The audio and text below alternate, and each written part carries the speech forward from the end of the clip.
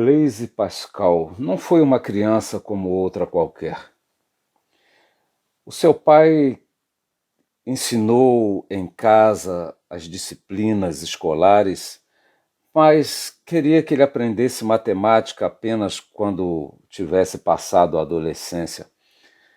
Mas foi surpreendido pela genialidade do filho, que já aos 12 anos consegue se aproximar de alguns conceitos matemáticos euclidianos, brincando com giz e carvão em seus desenhos. Mas isso parece algo impossível. Mas quando vemos Pascal aos 19 anos inventando e construindo uma calculadora para ajudar seu pai, que era fiscal de tributos, de modo que essa calculadora foi feita em série para que pudesse ser vendida para outras pessoas. Ainda há 7 delas no mundo, uma inclusive foi doada à Rainha Cristina da Suécia. Nós percebemos que se trata realmente de alguém com capacidades especiais. Ele fez grandes contribuições no campo da geometria, dos cálculos mecânicos, no cálculo das probabilidades, fez estudos sobre fluidos, inclusive estudos que serviram de base para o desenvolvimento da prensa hidráulica, desenvolveu estudos sobre o vácuo, o cálculo dos indivisíveis, que foi precursor do método dos cálculos infinitesimais, que Leibniz diz, inclusive, ter lhe influenciou no desenvolvimento do cálculo integral, e tudo isso com apenas 39 anos de vida, sendo que grande parte desse tempo ele esteve doente e deixou muitos de seus estudos ainda incompletos. E devemos lembrar que Pascal também tinha outros interesses que tomavam seu tempo. Entre esses interesses, devemos lembrar que ele inventou o primeiro sistema de ônibus no mundo. Ele projetou para atender à demanda de Paris. Além disso, ele fez estudos sobre temas religiosos e sobre a filosofia. Esteve sempre dividido entre a matemática, a filosofia, a física e polêmicas do seu círculo social. Essa genialidade de Pascal no campo das ciências exatas nos dá uma pista de que vale a pena visitarmos o seu pensamento no campo da filosofia. É importante para entendermos a sua contribuição no campo da filosofia, o seu contexto. Ele viveu no tempo de René Descartes, que foi o criador do racionalismo moderno.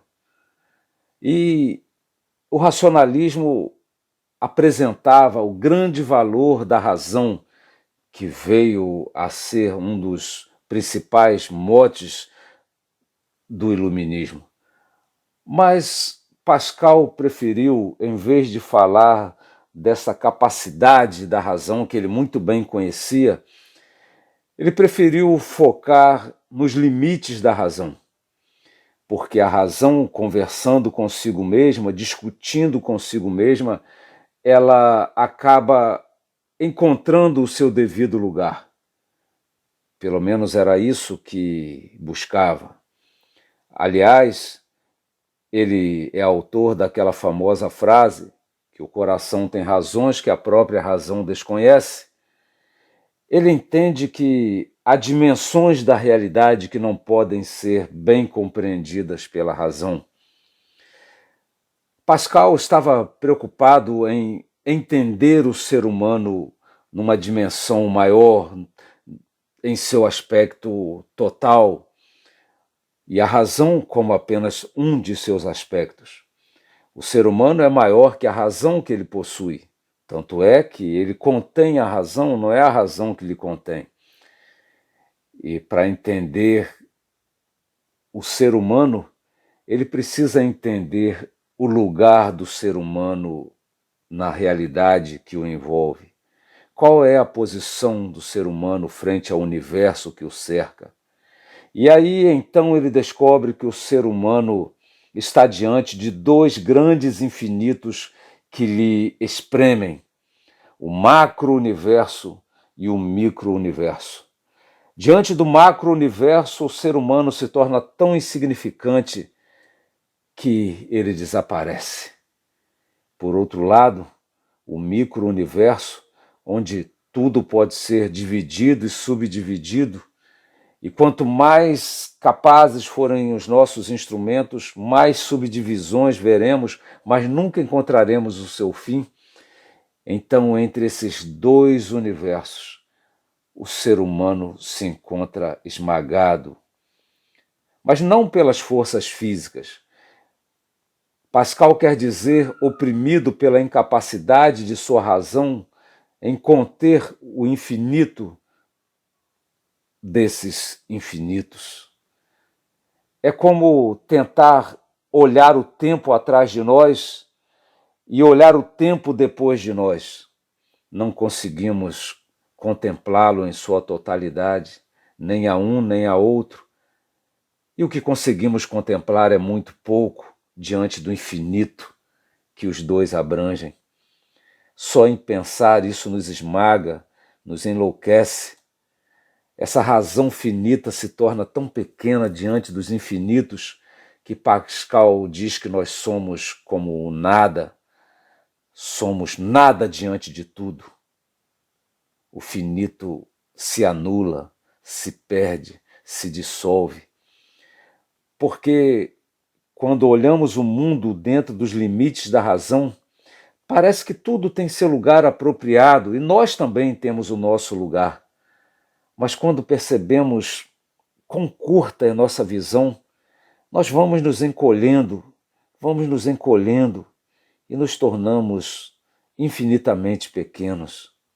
Mesmo quando olhamos para o infinitamente pequeno do universo, nós nos percebemos também muito incapazes, porque à medida que vamos vendo o quanto a realidade pode se dividir, parece que vamos nos dilatando, e aí então nos dissolvemos nessa grandeza e parecemos ser até um tipo de universo, algo colossal que não cabe nem na nossa razão mais, não cabe na nossa compreensão. Podemos ver apenas a curta distância para todos os lados que olhamos. Além disso, tudo é escuridão, tudo é incompreensão ou imaginação. Não sabemos nem quem somos, não sabemos qual é a nossa medida. Estamos diante de dois abismos insondáveis. Somos seres maravilhosos, mas entre extremos incomensuráveis. Não somos nem grandes nem pequenos. Tanto uma quanto a outra opção é desmentida pela realidade que nos oprime, nos lembra Pascal. E a razão provocada por essas análises também enxerga outras desmesuras. Por exemplo, os problemas, os grandes problemas, os pequenos problemas. Os grandes problemas são grandes demais, os pequenos problemas são pequenos demais para percebermos, e quando percebemos, já são grandes demais. Vivemos uma situação muito difícil. Para onde quer que olhemos, seja para cima, para baixo, para frente, para trás, para dentro, para fora, o horizonte é sempre infinito. E se o nosso pensamento é a nossa força, é esse mesmo pensamento que mostra essa nossa fraqueza. Pascal diz que somos tão frágeis que basta um vapor para nos matar. Mas é o pensamento que compreende essa nossa impotência. Aí ele diz que, mesmo que o cosmo demolisse o homem ainda seria superior àquilo que o matou, porque o homem sabe que morre, o homem sabe quem foi que o matou, enquanto disso o cosmo nada sabe. Essa consciência que o homem tem de si e do universo, embora pareça tão empobrecida. E de certa forma é, como Pascal coloca, mas ele mesmo diz que deve procurar um equilíbrio diante desses infinitos, ou seja, um equilíbrio entre sua finitude e a sua capacidade. É porque estamos diante da eternidade e da imensidade, e não somos nem eternos nem imensuráveis. Então, nos recolhermos ao equilíbrio do nosso lugar, o equilíbrio de estar prensado entre essas realidades, oprimido entre elas, essas realidades que se ocultam como mistérios impenetráveis. O ser humano não consegue lidar com isso. Por isso, Pascal fala que a vida humana parece estar sempre no sentido de levar o ser humano a se distrair dessa realidade, sempre vivendo em busca de desviar o olhar desses infinitos. Então o ser humano vive buscando distrações, buscando camuflagens, buscando aquilo que de alguma forma disfarce a realidade que o cerca, que o abarca. Então ele joga, ele caça, trabalha, passeia, tentando não se dar conta de quem ele é, foge de estar sozinho, porque quando está sozinho ele vê crescer a melancolia, o ressentimento, o desgosto, o desespero. O ser humano sente o seu nada, sente seu abandono, sua insuficiência, sua dependência, sua impotência, seu vazio. São palavras que ele usa. Essa é a razão por que o homem busca tanto a agitação, busca o ruído dos divertimentos, das distrações. O homem é tão inconformado com o tédio que qualquer coisa que possa lhe distrair, ele valoriza. Basta uma bola. Ele prefere qualquer coisa a pensar a realidade. O que mais assusta Pascal diante deste cenário é que, mesmo diante dessa fragilidade tão evidente, nós corremos displicentemente para o abismo. É preciso encarar com consciência clara a miséria. A grandeza do homem está em reconhecer a verdade sobre si. Mesmo que essa verdade seja a miséria, essa consciência é grandiosa. Aí está o paradoxo do ser humano, de viver sempre entre essas duas realidades opressoras. Quais são essas duas realidades? Sua grandeza e sua miséria. Uma grandeza que pode ser infinita diante do ínfimo e miserável diante do infinito, é também a grandeza da razão de descobrir quão miserável o ser humano é, de poder pensar o perfeito, mas sendo imperfeito. Aí o ser humano realmente se defronta com o seu limite, quando a sua razão se ajusta. E esse seu limite é um limite de miséria. Pascal diz que só quem tem consciência da miséria é realmente miserável. Uma casa em ruínas não é miserável. Só o homem que vive entre esses dois polos da grandeza e da miséria. Ele escreveu que queimamos de cobiça por encontrar uma posição segura, mas o chão se abre debaixo de nós e nos lança no abismo. Por isso, nós assistimos na história uma sucessão de erros aos quais nós temos sobrevivido para continuar errando e errando. Vivemos na incerteza. E no meio dessa incerteza, os afoitos se despedaçam e os inseguros são como ovos que goram. E como se não bastasse sermos tão limitados, sermos tão frágeis, ainda somos mentirosos, somos hipócritas, iludidos, e nossa vida é muitas vezes uma vida de adulação e de disfarce. Aí nesse ponto da razão séria, tentando entender do que realmente somos capazes, em que posição nos encontramos, Pascal chega à conclusão de que não há provas cabais da existência de Deus, nem também de sua não existência. E o homem, que é esse monstro de contradições, que não consegue saber ao certo praticamente nada, se põe juiz de todas as coisas e se faz um tipo de Deus como administrador da verdade, quando se tenta colocar como aquele que pode impor conhecimento aos outros. Pascal diz que é preciso reconhecer a nossa realidade e por isso ele prefere se voltar para a mensagem cristã. Ele conclui que sem Deus nada faz sentido, que só a mensagem divina dá sentido a esse enigma infinito que afeta o homem.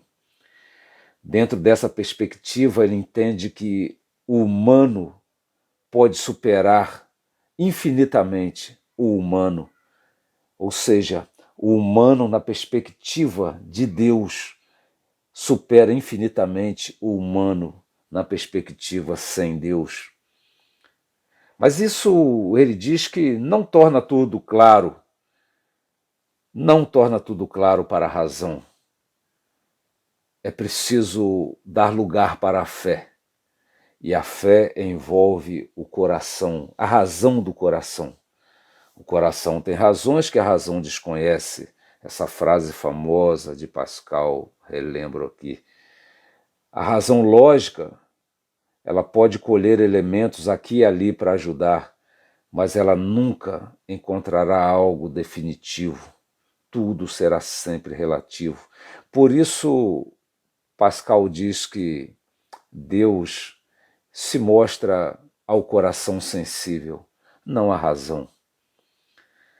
Porque entre o homem finito e o Deus infinito há um obstáculo intransponível ao homem, mas que Deus pode transpor. Mas quando falamos de Deus infinito, é preciso entender, como Pascal coloca, o quanto não podemos entender. Porque, embora possamos reconhecer a existência do infinito, nós não entendemos a natureza do infinito. Porque o infinito tem extensão como nós, mas não tem limite como nós. E sobre Deus, ele diz, Deus não tem extensão nem tem limites. Então, sequer conhecemos sua natureza e a natureza de sua infinitude. Ou seja, a infinitude de Deus não é como a infinitude do espaço. A infinitude de Deus não é como a infinitude do tempo. A infinitude de Deus é uma infinitude de uma natureza que não podemos captar, conter. Por isso, Pascal diz que o Deus com quem podemos nos relacionar não é o Deus do racionalismo, mas é o Deus pessoal, o Deus de Abraão, de Isaac, de Jacó.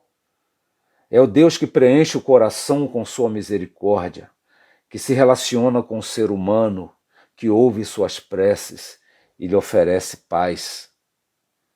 E se a fé será sempre um risco sempre sublinhado, sempre ressaltado, sempre lembrado pela razão de que é risco, a fé também lembra a razão o seu limite.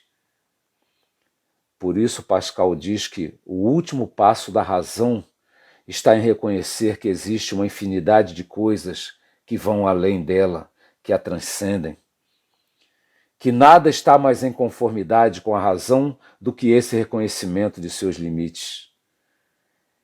que nenhum tipo de convicção ou de conhecimento humano poderá nos fazer salvos de nós mesmos, salvos dessa nossa miséria. Muitos prometeram isso, toda sorte de homens com as mentes mais aguçadas prometeram e fracassaram, e continuam a prometer, e continuam a fracassar, e continuarão a fracassar, porque não podem, porque é impossível. E se aquilo que a religião ensina é algo incompreensível para a razão então deve se lembrar, e isso Pascal sempre ressalta, deve se lembrar que ela própria é incompreensível, que nós somos incompreensíveis a nós mesmos, mas nós nos tornamos menos incompreensíveis quando aceitamos a explicação religiosa. Aí, o incompreensível ganha sentido, ainda que não ganhe compreensão. Porque só aquele que reconhece a sua miséria reconhece sua necessidade de Deus. Então, muitos se perdem por se iludirem nas distrações. Outros se perdem justamente por negarem a estreiteza de seus limites.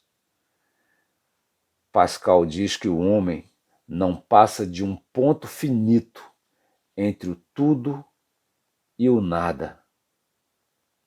Mas esse ponto finito entre o tudo e o nada, na perspectiva de Deus, se torna algo de grande valor.